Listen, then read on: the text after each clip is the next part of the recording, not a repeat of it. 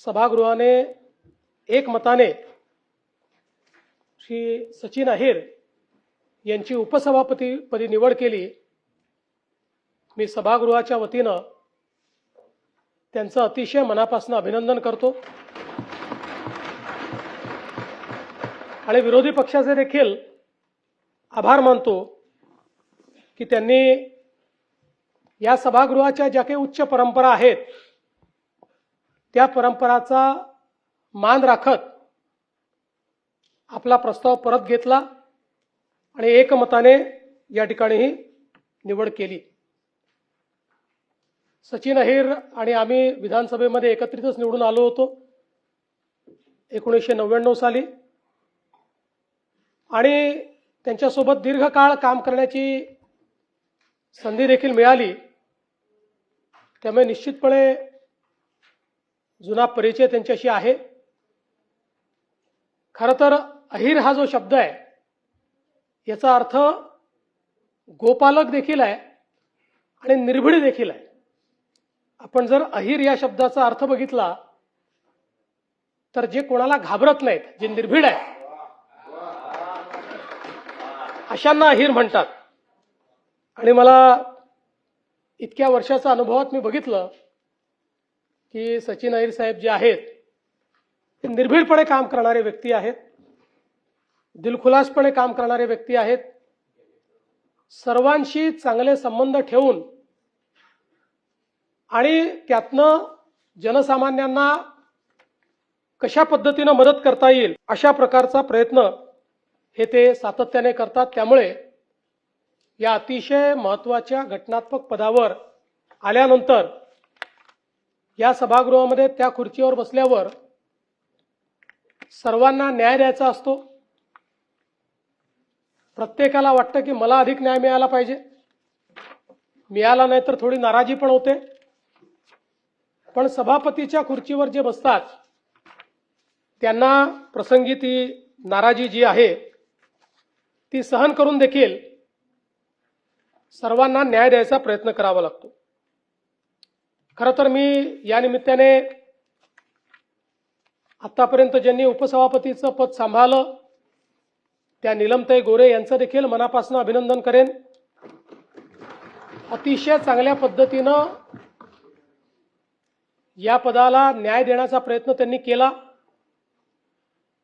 विशेषतः एक संवेदनशील अशा प्रकारचं त्यांचं व्यक्तिमत्व असल्यामुळे ज्यावेळेस महिलांचे अत्याचार, दलित पीडित शोषित बालकं यांच्या संदर्भातले प्रश्न आले त्यावेळी प्रसंगी थोडी कठोर भूमिका घेत त्यांनी योग्य ते निर्देश देखील दिले। आणि निश्चितपणे मी असं म्हणेन की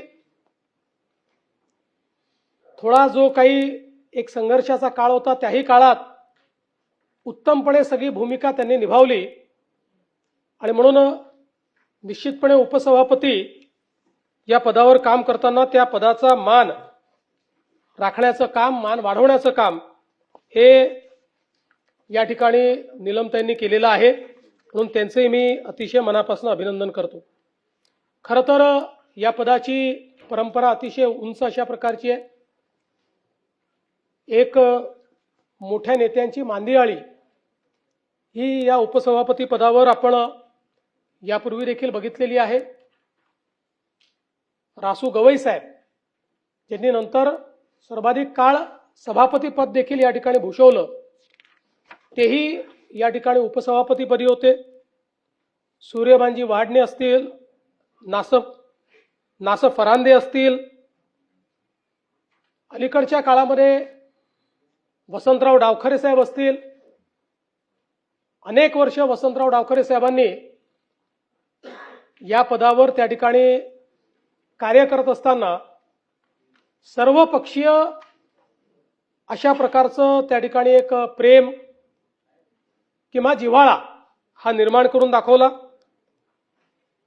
खरं म्हणजे जर सगळी नावं घेतली तर एक मोठी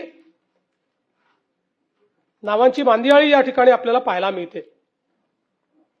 आणि सचिन भाऊंचा देखील आपण जर कारकीर्द बघितली तर चळवळीतनं तयार झालेला कार्यकर्ता अशा प्रकारची सचिन भाऊंची कारकीर्द राहिली आहे.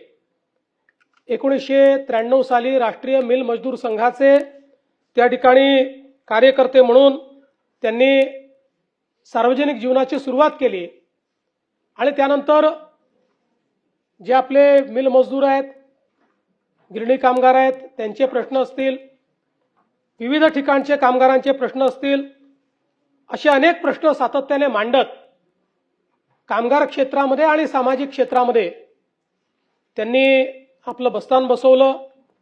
अनेक युनियन्स त्या ठिकाणी सुरू केल्या. 1996 पासनं महाराष्ट्र राज्य राष्ट्रीय कामगार संघाचं नेतृत्व देखील सचिन भाऊंकडे त्या ठिकाणी आलेलं आपण बघितलं आणि अशा पद्धतीनं नेतृत्व त्यांचं त्या ठिकाणी उदयास येत असताना 1999 साली महाराष्ट्राच्या विधानसभेमध्ये ते आमदार म्हणून निवडून आले आणि त्यानंतर 99 असेल, 2004 असेल, 2009 असेल, असं सलग 3 वेळा महाराष्ट्र विधानसभेमध्ये ते निवडून आले आणि 2009 साली त्यांना राज्यमंत्री म्हणून काम करण्याची संधी मिळाली. त्यावेळी अशोकराव चव्हाणांचं सरकार आणि नंतर पृथ्वीराज बाबांचं सरकार, या दोन्ही सरकारमध्ये राज्यमंत्री म्हणून ते काम करत होते. गृहनिर्माण, सामाजिक न्याय, खनिकर्म, पर्यावरण, आदिवासी विकास अशी अनेक खाती, या खात्यांचं काम त्यांनी केलं आणि आम्ही देखील विरोधी पक्षाचे आमदार म्हणून ज्यावेळी प्रश्न उपस्थित करायचो त्यावेळी समर्पक उत्तर देणारा मंत्री म्हणून त्यांच्याकडे बघितलं जायचं. कुठल्याही विषयाचा योग्य अभ्यास करून त्या विषयाला न्याय कसा देता येईल अशा प्रकारचा त्यांचा प्रयत्न असायचा. अनेक वेळा एखादा महत्त्वाचा प्रश्न आमचा असेल तर तुमची काय अपेक्षा आहे अशी चर्चा देखील ते करायचे की जेणेकरून उत्तरामध्ये सकारात्मकता आली पाहिजे आणि प्रश्न सुटले पाहिजेत. आणि म्हणूनच मला असं वाटतं की या सगळ्या खात्याचं कामकाज पाहत असताना त्यांचा सभागृहातला परफॉर्मन्स हा देखील अतिशय चांगला होता, अभ्यासू होता आणि सर्वांना न्याय देणारा अशा प्रकारचा तो होता. राष्ट्रवादी काँग्रेस पक्षाचे मुंबईचे अध्यक्ष म्हणून त्यांनी एक कार्यकाळ गाजवला आणि मोठ्या प्रमाणात पक्षाचा विस्तार करण्याचं कार्य त्यांनी केलं. पुढे त्यांनी शिवसेनेमध्ये प्रवेश घेतला. 2019 साली खरं म्हणजे ते निवडणूक लढतील असं त्या ठिकाणी चाललं होतं, पण जी काही पक्षातली परिस्थिती होती त्याच्यामुळे त्यांनी निवडणूक न लढण्याचा निर्णय घेतला. सुनील शिंदे साहेबही होते, सचिन भाऊही होते, पण पक्ष नेतृत्वाला त्या ठिकाणी संधी मिळाली पाहिजे म्हणून मग हे दोन्ही आमचे मित्र या ठिकाणी विधान परिषदेमध्ये आले आणि विधान परिषदेमध्ये आल्यानंतरही खरं म्हणजे जो काही पहिले उद्धवजीचा काळ होता, नंतर मग शिंदे साहेब, मी, अशा काळामध्ये ज्या जी त्यांच्यावर जबाबदारी आली त्या जबाबदारीला न्याय देण्याचा प्रयत्न त्यांनी केला. विरोधी पक्षामध्ये असताना सातत्याने मुंबईचे प्रश्न, मिल कामगारांचे प्रश्न आणि महाराष्ट्रातील एकूणच कामगार चळवळीचे प्रश्न हे सातत्याने त्यांनी या ठिकाणी मांडले आणि म्हणून मला असं वाटतं की खऱ्या अर्थानं एक प्रगल्भता नेतृत्वातली ही आपल्याला पाहायला मिळाली. खरं तर सचिन भाऊंनी सुरू केलेली संकल्पची दहीहंडी ही देखील मुंबईमधली एक अत्यंत आकर्षण असलेली अशा प्रकारची दहीहंडी ठरली आणि त्यातनं त्यांच्या संपूर्ण जे काही संघटन गुण आहेत ते आपल्याला त्याही माध्यमातून पाहायला मिळाले. सामाजिक क्षेत्रामध्ये मोठ्या प्रमाणात ते कार्य करतात, वेगवेगळ्या पद्धतीनं लोकांना मदत करण्याचा प्रयत्न करतात वैद्यकीय क्षेत्रामध्ये ते काम करतात आणि